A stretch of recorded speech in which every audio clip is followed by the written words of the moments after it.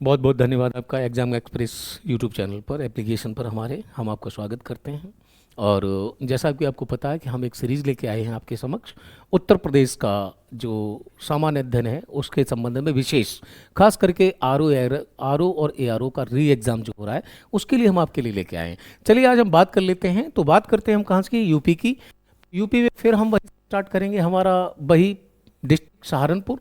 सहारनपुर से नीचे आएंगे तो आप देखेंगे मुजफ्फरनगर और बागपत और ये बलिया, वो सॉरी शामली।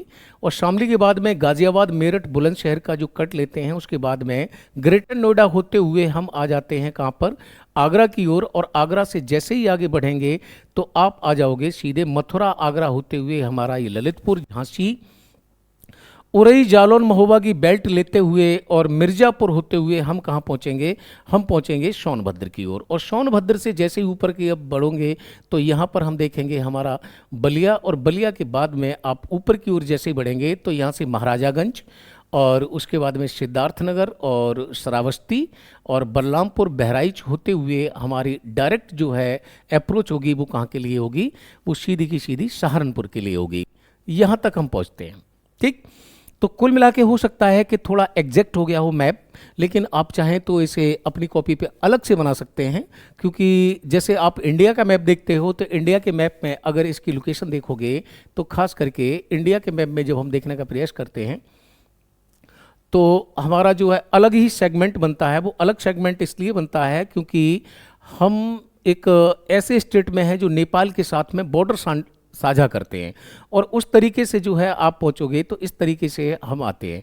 अब खास करके जो ये कर्व देख रहे हैं आप, कौन सा वाला जो आप कर्व देख रहे हैं ना, ये वाला ये वाला कर्व जो आप देख रहे हैं यहाँ इस मैप में, तो ऐसे ही यहाँ पर ऐसा होना चाहिए। लेकिन हमने, मुझसे क्या हुआ है कि मुझसे ये इस तरीके से बन गया। लेकिन चलिए कोई नहीं, खैर हम इसे दोबारा बनाने का प्रयास करते हैं ताकि आपको भी प्रैक्टिस हो जाए कि आपको भी मेंस में कहीं ना कहीं ये मैप ड्रॉ करना होगा।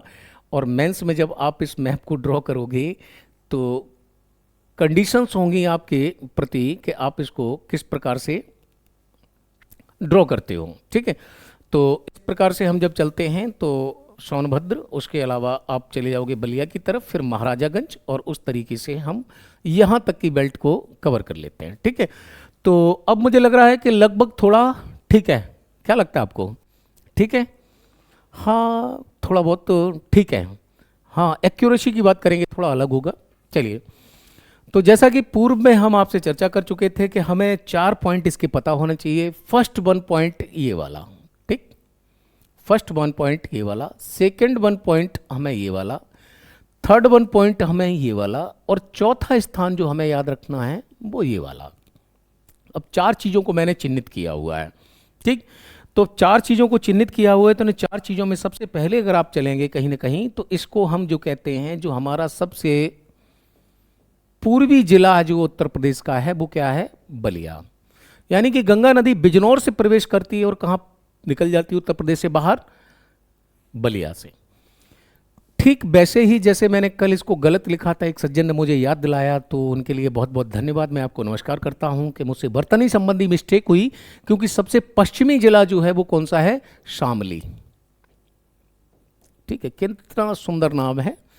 दूसरा एक और जिला पड़ता है आपका, और वो पड़ता है कौन सा, उसका नाम है सहारनपुर।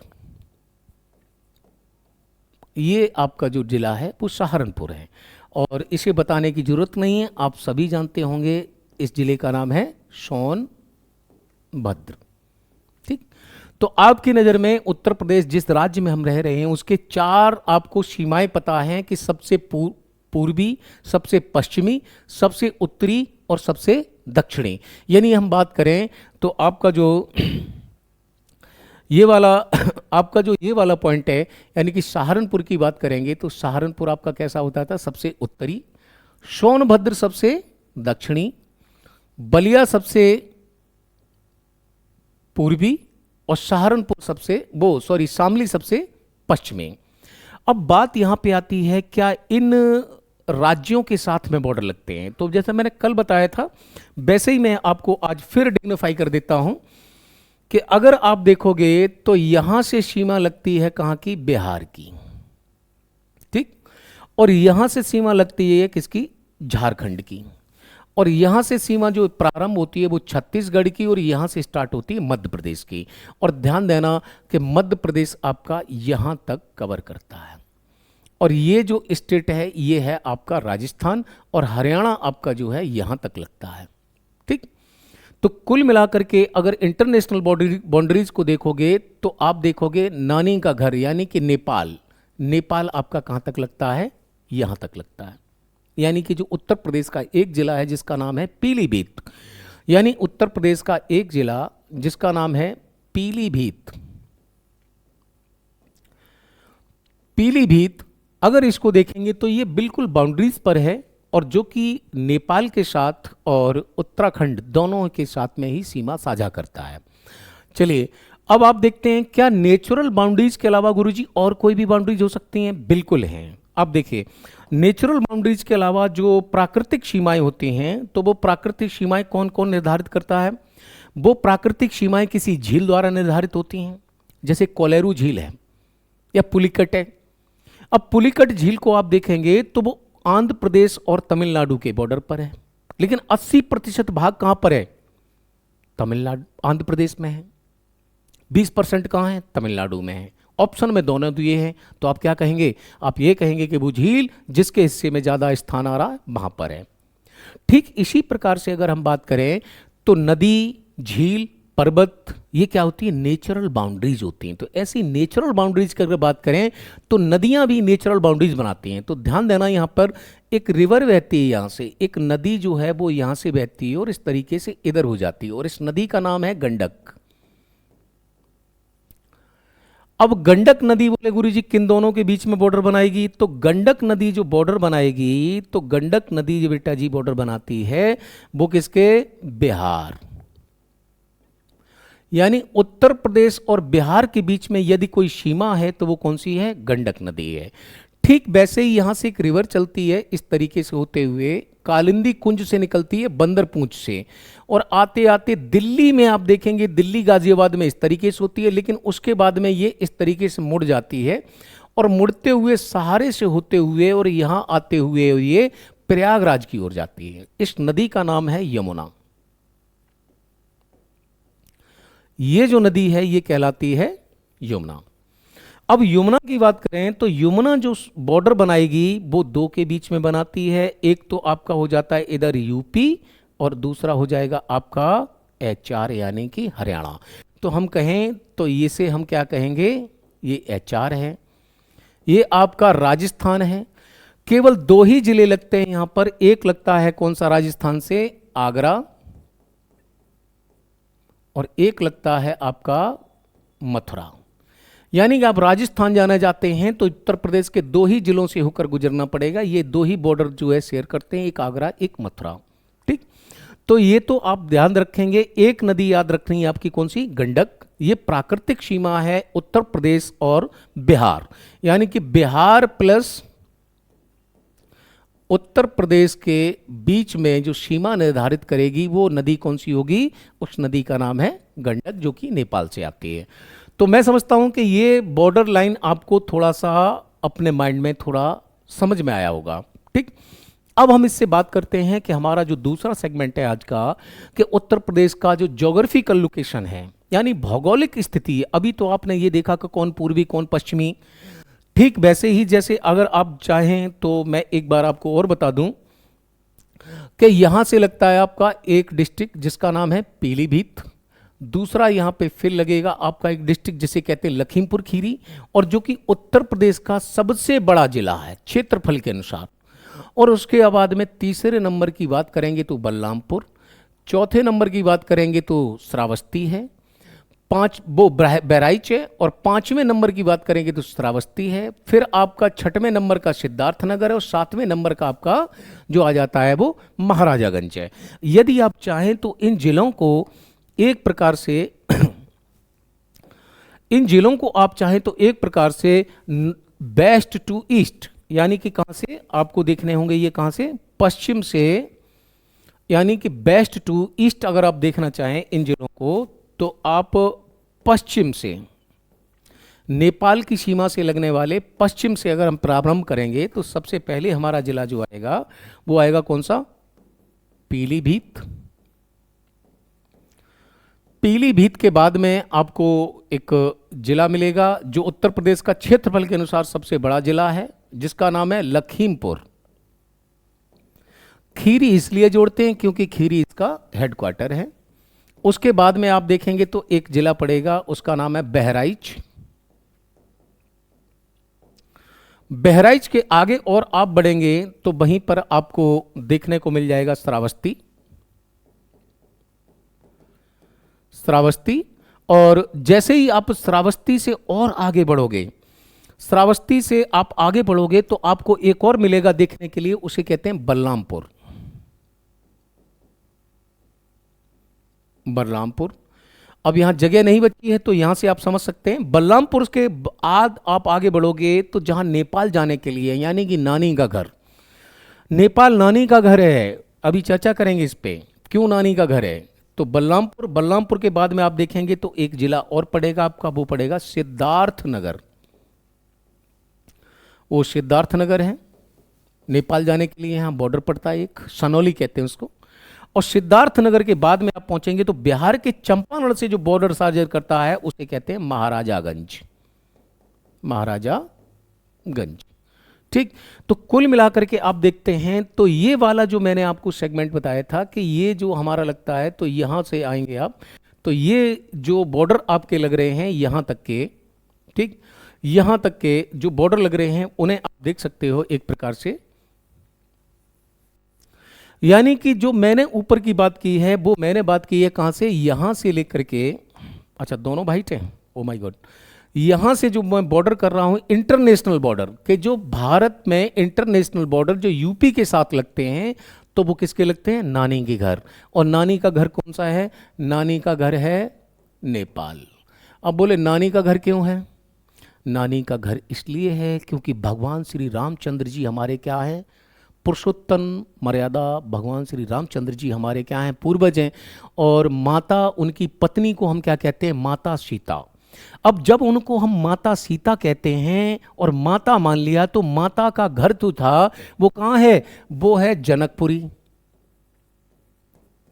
और बोले जनकपुरी कहां है, जनकपुरी है जी नेपाल में। तो मम्मी का घर या माता का घर जो क्या होता है, वो क्या होता है, ननिहाल। तो क्या हो गया, वो नानी का घर हो गया। इसलिए ना पासपोर्ट है ना वीजा है, जब इच्छा करे आधार कार्ड दिखाओ और चले जाओ, ये कंडीशंस है, ठीक। तो आपने सबसे पहले आज जो देखा वो यहां के बॉर्डर्स देखे हैं और इनको याद रखना है, जैसे 1, फिर 2, फिर 3, फिर 4, 5 और 6 और आपका 7, इनको आप याद रखेंगे। चलिए पिछले वाले पे हम लौटते हैं। तो आपको ये पता चल गया होगा कि नेपाल से लगने वाले हमारे डिस्ट्रिक्ट्स की संख्या कितनी है, 7, और उसमें सबसे लंबा जो है वो कौन सा है, लखीमपुर खीरी का है। चलिए अब इससे हम बैक में बात करते हैं कि इसके अलावा हमारे पास में और क्या क्या चीजें हैं। तो उत्तर प्रदेश में ही अगर आप देखेंगे तो हम ज्योग्राफी के दूसरे सेगमेंट पे बात करते हैं। तो यहां से जैसे ही आप देखेंगे तो ये वाली जो बेल्ट बनती है, यानी कि यहाँ से आप जो बेल्ट बनाओगे तो ये टोटल आपका ये वाला एरिया हो जाता है टोटल का। और उसके बाद में आप फिर जाते हो यहाँ पर और बलिया होते हुए हम सीधा निकल आते हैं यहाँ की ओर, ठीक। अब यहाँ देखोगे तो यहाँ पर क्या है कि ज्योग्राफिकल लोकेशन में आप देख लीजिए। ज्योग्राफिकल लोकेशन में जब आप देखोगे तो आपको पता है कि यहाँ से आपका बॉर्डर लगता है नेपाल का, और इसको जो हम कहते हैं वो कहते हैं तराई का क्षेत्र। तराई क्षेत्र, ठीक। तराई क्षेत्र जो हमारा लगता है वो सहारनपुर से लेकर के प्रारंभ होती है, एक पट्टी जाती है कहां तक, महाराजागंज तक। ये आपका तराई का क्षेत्र है। यानी कि कह दें तो एक प्रकार से ये दलदलीय भूमि है जहां आर्द्रता बहुत अधिक रहती है। और उत्तर प्रदेश में सबसे अधिक वर्षा अगर औसत देखेंगे तो वो यहीं होती है, क्योंकि भावर के ठीक नीचे यानी कि हिमालय के गिरिपाद के नीचे अगर आप देखेंगे तो ये वाली जो बेल्ट लग रही है आपकी, ये बेल्ट कौन सी है, ये आपकी तराई क्षेत्र कहलाता है। ये तराई क्षेत्र कहलाता है। अब तराई क्षेत्र का मतलब आप समझिए कि जब भी, जैसे कि सपोज देखें, ये आपका कौन सा है, महान हिमालय है। फिर ये हो जाएगा मध्य हिमालय, उसके बाद में क्या है, शिवालिक है। यानी कि महान हिमालय के ऊपर देखेंगे तो ये आइस कैप है, कुछ कुछ बर्फ हमें यहाँ पे भी मिलेगी। शिवालिक सबसे निचली श्रेणी है। उसके बाद में यहाँ एक प्रदेश आता है जिसे बोलते हैं भांवर, यानी इसको क्या बोलेंगे हम, भांवर, ठीक। और उसके बाद में एक प्रदेश और आता है जो यहां पर वाला है, इसे कहते हैं हम तराई, ठीक। और तराई के बाद में आता है जिसे बोलते हैं हम खादर, ठीक। अब खास करके आप देखें कि एक प्रकार से, जिस प्रकार से जो नदियां हमारी बहती हैं वो कहां से निकलेंगी, ग्लेशियर से। कुछ मिट्टी यहां से उठाएंगी, कुछ मिट्टी यहां से उठाएंगी, और कुछ उठाएंगी कहां से, जैसे ये महान हिमालय है, ये मध्य हिमालय है, और ये शिवालिक है, ठीक। सह्याद्री से लेके शिवालिक तक जब आप नीचे की ओर आएंगे तो यहां पर क्या है कि जो शिवालिक है, यानी शिवालिक का जो निर्माण है वो सेडिमेंट्री रॉक्स यानी अवसादी चट्टानों से हुआ। तो नदियों द्वारा जो क्षरण किया जाता है, तो जो क्षरण होता है उसमें बहुत भारी भारी पत्थर आते हैं, पत्थर आते हैं, बजरी आती है, रोडी आती है, और वो कहाँ जमा हो जाती है, वो जमा हो जाएगी कहाँ पर, भांवर वाले प्रदेश में भारी भारी पत्थर आ जाते हैं। तो यही वो प्रदेश है जहाँ नदियां विलुप्त हो जाती हैं, यानी कि नदियां जो है वो पत्थरों के नीचे बहती हैं, नदियां विलुप्त हो जाती हैं कहाँ पर, भांवर वाले प्रदेश में। उसके बाद में क्या होता है कि जो नदियां दोबारा भूमि पर आती हैं वो कहां पर आएंगी, वो तराई क्षेत्र में आती हैं। जब तराई क्षेत्र में आती हैं तो एक बहुत मोटी पट्टी का निर्माण हो जाता है, कहां से लेकर के, उस मोटी सी पट्टी का निर्माण हो जाता है सहारनपुर से लेकर के उत्तर प्रदेश में, और कहां तक, आपका इस जगह तक एक मोटी पट्टी का निर्माण हो जाता है, इसलिए इसको क्या बोलते हैं, तराई क्षेत्र। दूसरी चीज, यहां सबसे अधिक क्या रहती है, सबसे अधिक यहां क्या रहेगी, आर्द्रता। और आपको पता है कि वर्षा होने के लिए आर्द्रता कितनी चाहिए होती है, ह्यूमिडिटी की चाहिए होगी 100%। जब 100% आर्द्रता होगी तो प्रिसिपिटेशन या फिर रेनफॉल तभी होगा। अब ये वाली जो बेल्ट है यहां पर देखेंगे आपको घने जंगल मिलेंगे। तो लखीमपुर खीरी में जो भारत का टाइगर रिजर्व है या पीलीभीत में है टाइगर रिजर्व, जैसे एक दुधवा नेशनल पार्क कहते हैं या पीलीभीत रिजर्व टाइगर कहते हैं, तो वो यहाँ क्यों है, क्योंकि यहाँ पर आपको बहुत ऊंचे ऊंचे वन मिलेंगे, घने जंगल मिलेंगे, तराई क्षेत्र है। और इस तराई क्षेत्र में आर्द्रता है, तो आर्द्रता के कारण सबसे अधिक क्या होती है, वर्षा होती है। वर्षा के कारण यहाँ पर केवल दो ही फसलें हो सकती हैं, गन्ना और चावल, यानी धान कह सकते हैं या गन्ना या चावल, केवल दो ही फसलें होती हैं, उसके अलावा तीसरी फसल यहाँ नहीं होती है। हाँ, रेयरली केस है अगर कोई कर ले। उसके अतिरिक्त अगर ये आप देखोगे तो जहां आर्द्रता अधिक होती है वहां पर आप देखोगे बेटा जी, तो कीटों की संख्या ज्यादा होती है, कीट। अब कीट ज्यादा होंगे तो कीटों के कारण यहां पर क्या होगी, बीमारी सबसे अधिक होती है, बीमारियां अधिक होती हैं। तो आर्द्रता भरा मौसम जो है हमारे लिए सुगम नहीं है। आर्द्रता, ह्यूमिडिटी, जैसे जुलाई और अगस्त का मौसम होता है हमारे लिए बहुत खतरनाक होता है, उसमें सरवाइव करना बहुत मुश्किल होता है, और बीमारियां सबसे अधिक उसी मौसम में बढ़ती हैं। तो कहने का मतलब ये है कि ये जो बेल्ट है तराई वाली, ये सबसे ज़्यादा नुकसानदेह है, और पारिस्थितिकी के अनुसार ये सबसे अच्छी भी है, बहुत सुगम है। यहाँ पे सागौन के वृक्ष मिलेंगे आपको, तो ये तराई बेल्ट हो जाती है। उसके अलावा अगर आप दूसरे में देखोगे तो उत्तर प्रदेश का यही रीजन, तो उत्तर प्रदेश का यही रीजन आप देखो, अपने ही प्रदेश की विविधता को देखो आप, तो उत्तर प्रदेश का यही रीजन जो है आपको कहीं ना कहीं, उत्तर प्रदेश का यही रीजन आपको कहीं ना कहीं और भी बहुत सारी भौगोलिक विशेषताओं से जुड़ता है। तो उसमें जब आप जाओगे तो यहां पर आप देखोगे तो ये नीचे वाली बेल्ट, यहां पर क्या लग रहा है आपका, यहां पर एक स्टेट लग रहा है जिसे हम कहते हैं मध्य प्रदेश, ये मध्य प्रदेश है। अब ये कहां से कहां तक है, तो इसको अगर देखोगे आप तो ललितपुर, झांसी और महोबा और पूरा भदेई होता हुआ ये कहां तक आएगा, ये पूरी बेल्ट जो है आपकी, इसे हम कहते हैं, ये पूरी बेल्ट जो है ये कहलाती है बुंदेलखंड। इसका हमने दूसरा नाम दिया, इसको जो हमने दूसरा नाम दिया उसको नाम क्या दिया, बुंदेलखंड दिया। आप जालौन जाएंगे, उरई जाएंगे, उसके बाद जैसे ही निकलेंगे तो आप पहाड़ स्टार्ट हो जाएंगे। आप खुद नहीं सोच सकते हो कि खास हम यूपी में है, या उत्तराखंड में। क्यों?